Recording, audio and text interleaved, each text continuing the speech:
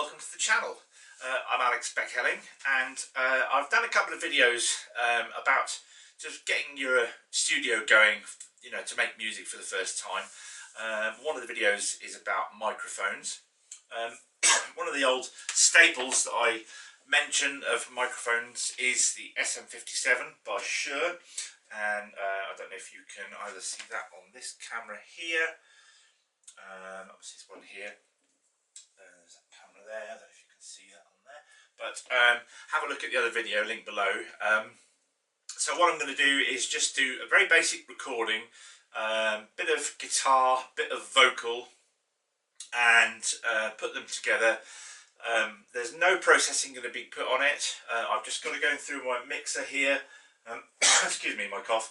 And all the process has been taken off, so there's no compressors or EQ or anything like that.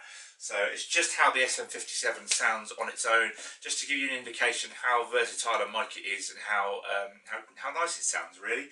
And how you really don't have to necessarily use kind of fancy, more expensive condenser mics to get a good result, if you haven't got budget for it or the knowledge even. So right, let's just pop that one there. And what I'm going to do first is obviously put the headphones on. Excuse me. Okay, we're going to get the guitar, get the pick. Right, so I'm just going to pull the microphone down, and we're going to position it about here. So I'm just not going to be too close to the guitar. It's just very slightly angled away from the hole, so that we don't get a horrible sort of bassy sound from the guitar. And let's just do that. Okay, just play a few little phrase. Okay, 1, 2, 3, and.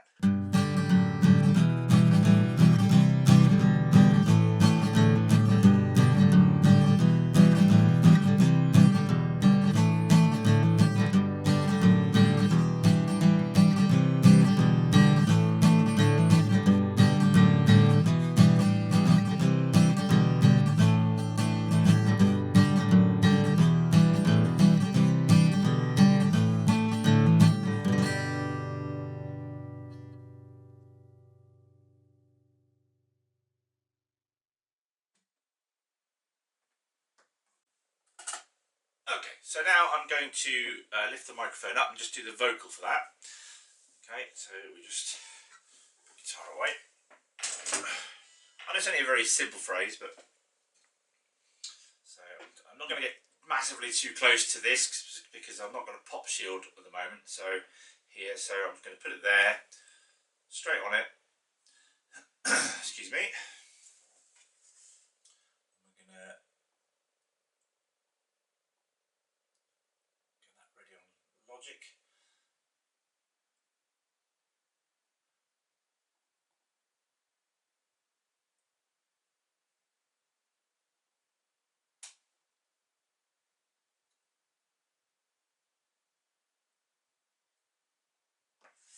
Okay, so I've duplicated the track on Logic here, just so that the settings are exactly the same.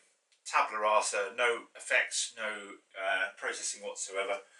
And we're going to hit record. Make sure I can hear that. Okay.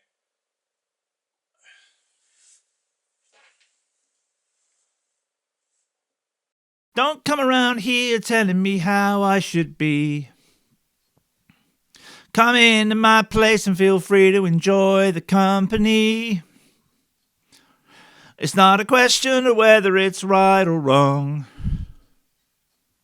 So roll yourself a cigarette, have yourself a drink, relax or I'll be gone. I'll be gone.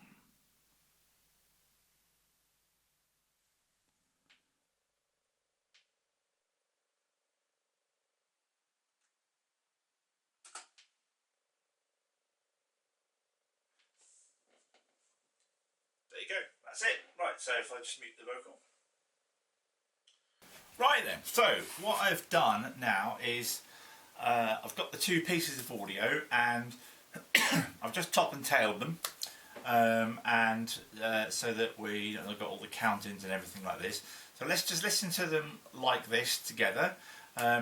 Oh, the other thing I've done is I've done a thing called normalizing, which basically just brings the levels up to a manageable thing, and I've just leveled them out with the faders. I'm using the faders here, so you can see this here, so like that, and just got them to a sort of nice balance, you know. I'll explain what these things are in a minute, because these are EQ. This is just to show an option for you. So right, let's listen to it as it is now. Don't come around here telling me how I should be. Come into my place and feel free to enjoy the company. It's not a question of whether it's right or wrong. So roll yourself a cigarette, have yourself a drink, relax or I'll be gone. I'll be gone.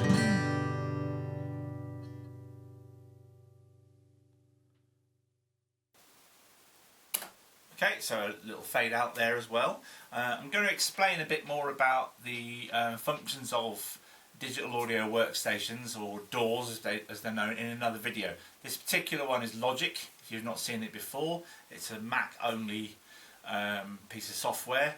It's rather brilliant. It has its flaws, it has its pluses, but we'll go into that in another video, so keep watching for new stuff. So what do you think? That was just the raw sound, so that was just no real processing other than just getting the levels a bit higher, and just as it was. So comments below, what do you think about the SM57 as it is?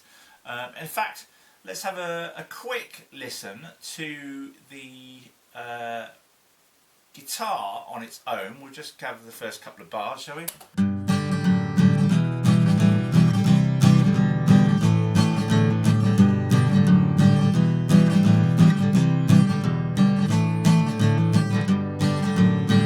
So, just a little bit of the guitar on its own there. Let's do the same with the vocal. Don't come around here telling me how I should be. Come into my place and feel free to enjoy the company. Great. So that's the two things on their own. What do you think? I mean, I think they sound quite nice. There's a couple of things I think that we can do with them. I mentioned when I was recording guitar, trying to sort of steer the microphone away from the hole, so we don't get that kind of bass booming coming from the hole. We actually have got a little bit of that going on. Okay, so what I've done is, this is what these are down here all about. These are the sort of default or the built-in EQ that you get, equalizer in Logic. So I'm going to turn on this one. Okay, and what I've done is I've just pulled down the sort of low mid frequencies, really, so sort of between 100 Hz and 200 Hz, just to get rid of some of that boominess. I've brought down some of the mid frequencies as well, because that's just a nice thing you can do with an acoustic guitar. It gives it a less kind of boxy sound. And then I've just slightly increased some of the high frequencies to give it a bit of sparkle. Alright, so let's have a listen to that on its own. First bit.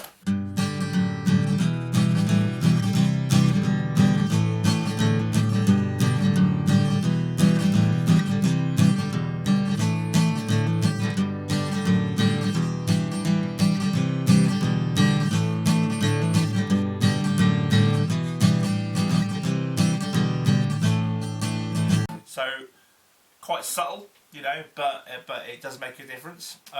With the vocal, I haven't really done much really. So let's just solo the vocal and turn on the EQ. Okay. All I've done really is, because I didn't have the pop shield, I did get a couple of moments where I did. You might not have even heard it, you know, on this recording myself, but just in the room here I heard a little bit of a kind of boom sound from one of the plosives. So it was a P or a B, you know, so it obviously meant that some, you know, high pressure air got to the microphone, and that's what the pop shield is for. When you put the little sort of shield in front of the microphone, it just stops those that air pressure getting to the mic. and causing that. So what I've done is I've just put well, effectively it's got a high pass filter on it, so it allows the highest, anything above that frequencies that I've chosen here to sort of pass to come through so you can hear it. And I've just cut out those really low frequencies that have the boom on them, because basically the human voice isn't down there anyway. So if you play the vocal, don't come around here telling me how I should be. Come into my place and feel free to enjoy the company. You can see on the waveform, it's not a question of whether it's right or wrong. That there's no real frequency down there anyway. So roll yourself a cigarette, have yourself a drink, relax or I'll be gone. But there was just a little tiny bit of boom down there, so I thought, well, EQ it out. It makes the overall mix a little bit more efficient anyway, just to kind of get rid of frequencies that aren't needed. And gives the vocal a nice sound. And very slightly I've just given the high frequencies sort of from about, well actually it's from about 4K, 4.5 kilohertz upwards. Very, very slight lift, and that just helps just lift it above the guitar frequencies, because a lot of frequency content in the guitar. So yeah, that's it. So let's have a listen to the whole thing with EQ on. Don't come around here telling me how I should be.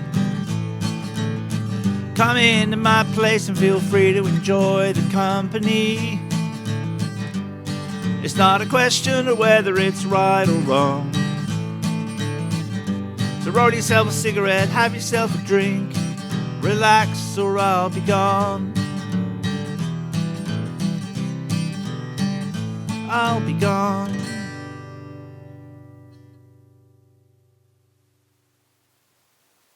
There you go. I'd love to have your comments about this below and your opinions. I'm always learning myself as well, so if you've got any professional opinions that you want to put across that that are going to be good for other people to learn, all the better. That's what this is all about. It's not about me telling you everything to be as it is in stone. Do you know what I mean? It's about everyone learning and moving forward with their craft. So if you like what you see, please do hit the subscribe button. It really does help, and I'm trying to drive this channel a little bit further forward despite some stuff that's going on in my life, which I don't want to go into too much, but it means I'm just struggling a little bit with getting this going. So thank you very much for watching. Oh, and ding the bell for notifications if you want to, and then you'll see when the next one's coming up. Again, thank you very much for watching, and I'll hopefully see you in the next one. Bye for now.